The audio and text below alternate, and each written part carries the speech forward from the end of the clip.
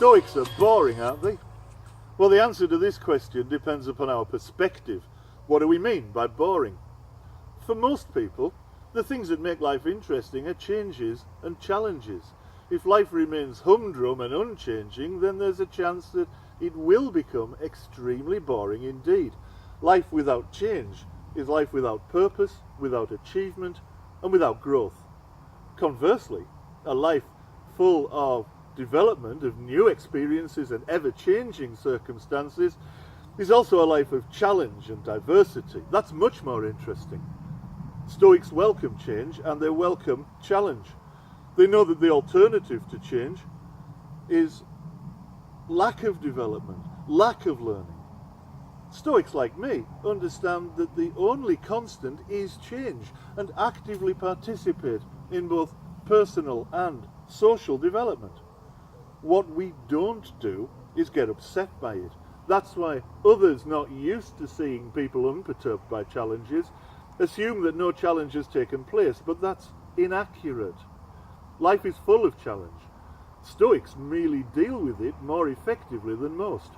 We don't waste time moaning about the injustice of it all because we understand how futile that would be. Stoics work first upon themselves to face the world with all its difficulties, and secondly, upon the external circumstances that might bring about change. That's not boring, it's just self-control. It's effective and it's tranquil. It's sage-like.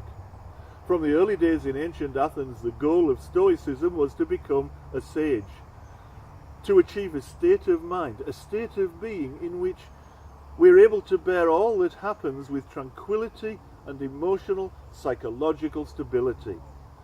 That doesn't make Stoics boring, it makes them self-aware. Of course, the status of sage is largely aspirational, at least it is for me, and I suspect for most, if not all other Stoics. I certainly know I haven't achieved it.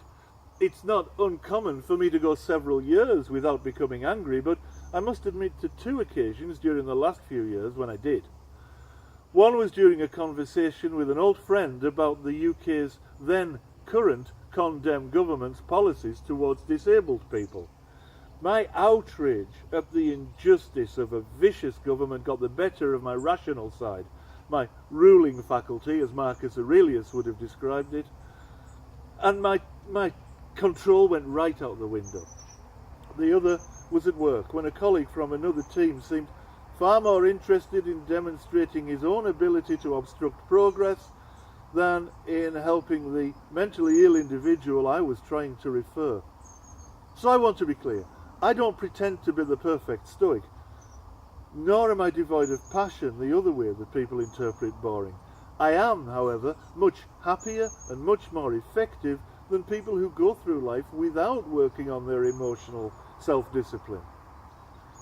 The other reason why Stoics tend to be seen as boring is because we tend to be studious. Remember that Stoicism isn't only about self-control, it's also about understanding the world and knowing how to make sense of what we see. The only way to develop those abilities is to become a perpetual student. So we study the things that interest us.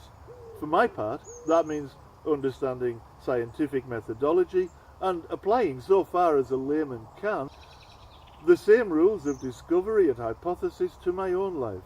I study psychology, evolution, politics, fallacious reasoning, communication. Every Stoic will have their own areas of interest, but all will be interested in something, and all will feel the wonder of discovery as they learn and evolve. That's not boring.